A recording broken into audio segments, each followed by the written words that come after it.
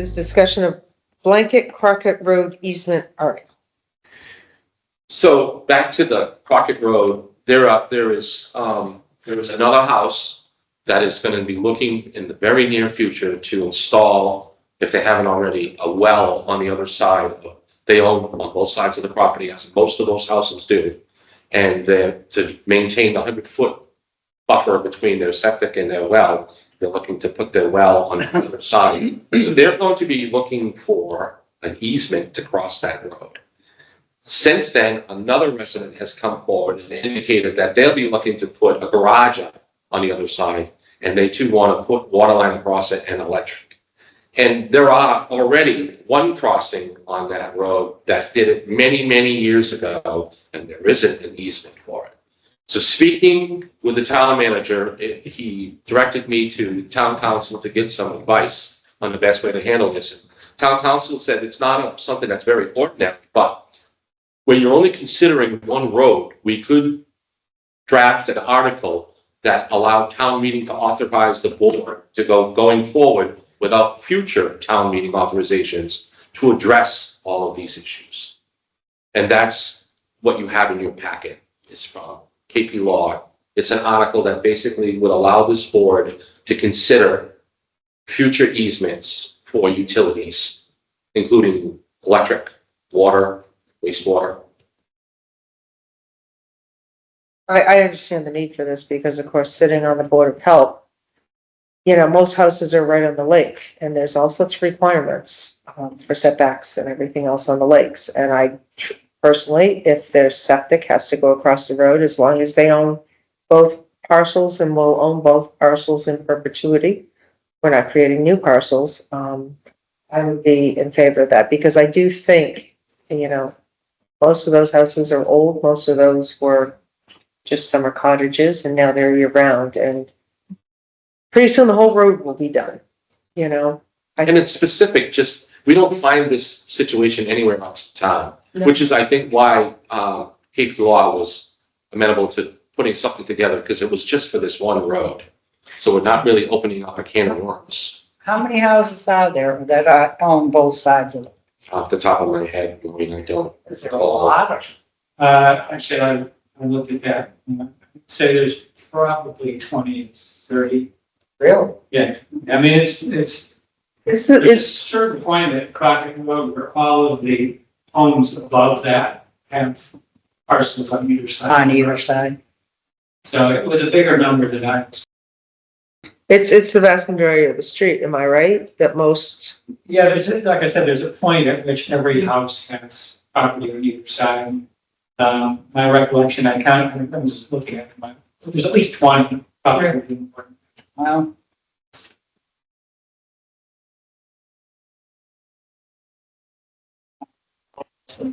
Yeah, it's got, you know, if you have a failed septic or a failed well and you have to do it, it is onerous to wait till town. Keep in mind, it still leaves the authority within the board. Exactly. It just gives you the luxury of not having to go back to town. It saves time. So if someone bought a house and they have a failed septic that needs to get done in a certain amount of time, while the house is going to be unlivable, they may not be able to wait for town meeting. Right. Or they can't sell it, or I mean, it's. Yeah, and then it becomes a bigger. To me, it becomes an environmental hazard because if you've got a failed septic right on the lake, you know, and it's not like you can go somewhere else. If you have a mortgage, you need to live in your house. Obviously, I support it, which is why I brought it tonight. Yeah.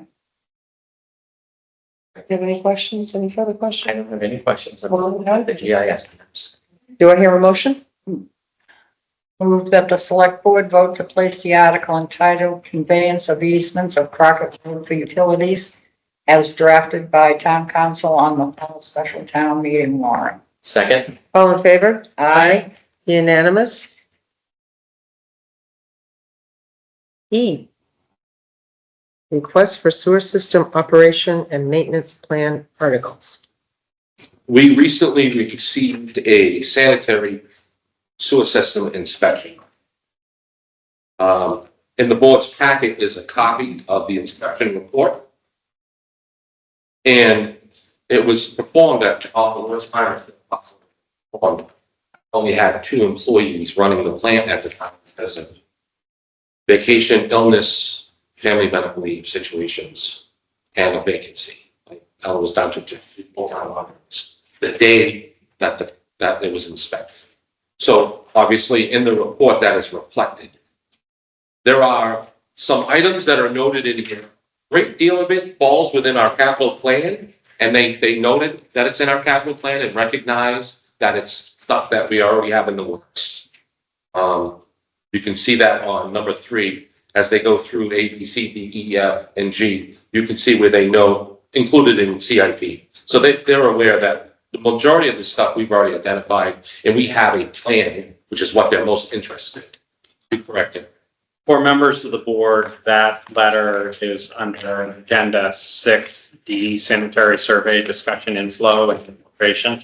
Okay, So you're looking for that. It's later on when that discussion item comes up.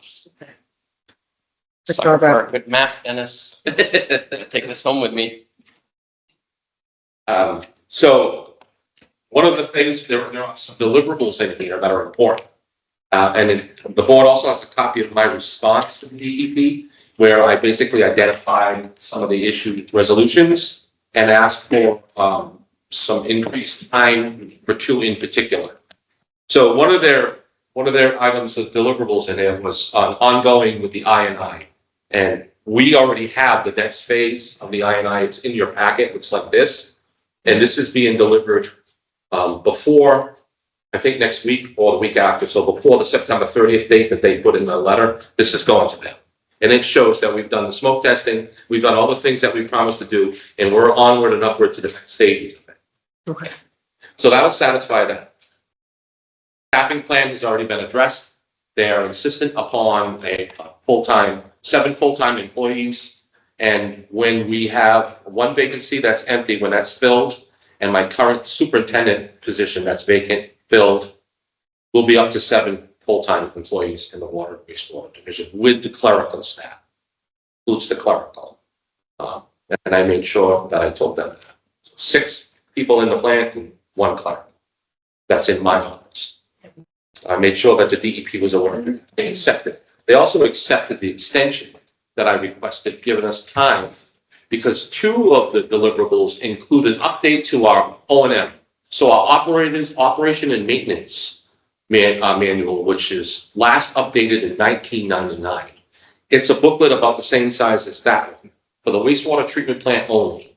And they're asking for us to update that. And we can, but not before December 30th, because it's going to require some appropriation, which means I need town meeting action. That's one of the 2 articles that I'm asking the board for. The second one is what's called a CMOM, which is a capital management, operation and maintenance. And every city and town in the Commonwealth of Massachusetts that has a wastewater treatment plant is required to conduct such. I did one for the town of Plymouth before I left there. It took 3 years and cost $5 million. Now here's the good news. It's not going to be anywhere near that for us. One, we're 1/10 of the size, basically. And a lot of the work has been done. So when we had our assessment, our complete assessment done of the system 4 or 5 years ago, a lot of that is going to be the benchmark for going forward with this report. It needs to be updated and it needs to expand past that. So an O&M will do the plant, and the CMOM takes that, makes that the core part of the document, and then surrounds it with all of the infrastructure in the town, all the pump stations, all of the finances, all of the capital improvement plans. It puts everything together in one big package. That's the second one that I'm buying. And I actually think we probably could combine those 2 into one article, because I'm going to recommend that they come out of retained earnings so that they have no impact on the ratepayer or the taxpayer. And we have ample money to do it. I don't have the exact amount right now, but I'd be really surprised if it was over 150,000 for both. And we have roughly $1 million in retained earnings in wastewater. And you think is that an article we can get on for November? Yes. So what, With the amounts. Yes, the board will be able to, even though the warrant closes on Friday, up until basically the beginning of October, the board at any meeting can reopen the warrant to insert that language, which is what, in this case, once he has that, I'd be proposing for this article. Comments, anyone? No? Do I hear a motion? This will be the sewer operation and maintenance. Yes. I move that the select board vote to support the sewer system operation and maintenance plan article as proposed by the DPW director. Second the motion? All in favor? Aye. Unanimous? Are we doing the CMOM separate, or is that included? I had them both together. Okay, yeah, I'm good. Well, Dennis, you're up again on, Two, town meeting articles.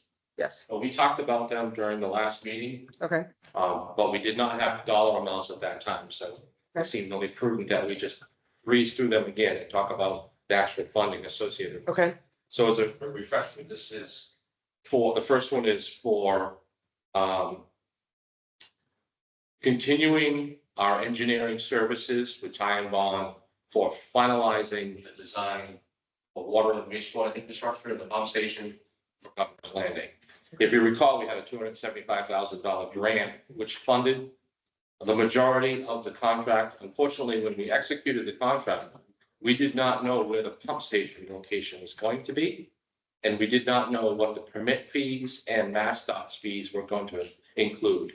So the original contract was only to bring us to the 90% design stage. okay, And that's what the 275 was. The money that this article is asking for brings us the rest of the way. And includes the pump station and final negotiations with MassDOT and all their permits. And it's a total of $62,000. So I'm asking for $31,000 out of each of the retained earnings. One from water, one from sewer. good. Works for me. And then the second one was in regards to our latest NIPT's permit for our wastewater treatment plant, identified two requirements in our sanitary survey that we recently had. One of them was to do an operation and maintenance manual update for our wastewater treatment plant, which we did our original in the 90s. And then we had a slight amendment to it in 2015, otherwise it remains unchanged. So that is required by DEP to be updated using today's standards and requirements. And the second part is what's called a CMOM, which is a capital management operation maintenance for the entire system. So that includes all the infrastructure, all the pump stations, your staffing plan, your rates, everything goes into that. And it's required in the new NIPT's permit. We don't have one of those. So I asked for an extension of time for what they allotted and they granted it. So the total cost for the two in the article I'm asking for, I have it somewhere, $95,000. So that is strictly out of wastewater and retained earnings. There is a contingency built into that.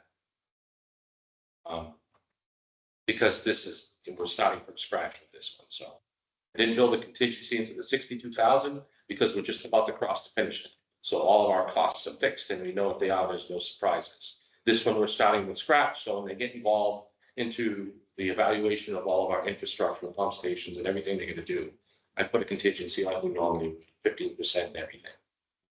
Sounds good. Sounds good to me. Thank you. I appreciate it. You're welcome. And I do believe that's it. You are free to go. Have a wonderful night. Excuse me, Mr. Flaherty's gonna make you sit. Wait a minute, Dennis. I guess I'll ask either Mr. good friend, Mr. Westgate, or town manager. Since we move this aspect of town's capital plan, This is not in the capital plan because it was just identified in our new permit that came out. will it be, will that stand alone, or is that going to be part of the capital plan? No, I don't believe so, because that's the development of the operation maintenance plan. And then sticking to it. I mean, there may be things that we have to improve, but those items should already be identified in our capital assessment. Yeah. So any capital that we'd be required that's already documented is in our capital plan for replacing pumps, doing work to clarifiers, all that kind of stuff. This document goes through and identifies the whole operation and maintenance of every single piece of equipment that has to do with our wastewater treatment plant, pump stations, and all the infrastructure. So it's a document, a really big document. So that document is telling you X number of years, better prepared to do this, or be prepared to do that. What that document does is it identifies all the pumps that we have, the brands that they are, the horsepower they have, how often they're supposed to be serviced, when their life expectancy is, and all the way to personnel. It talks So about that is the. But thank you. The capital plan. Be done for that. yes. That's- Thank you, sir. You always, you answer my question as always. Thank you. Thank you, Dennis. Have a great night. Dennis.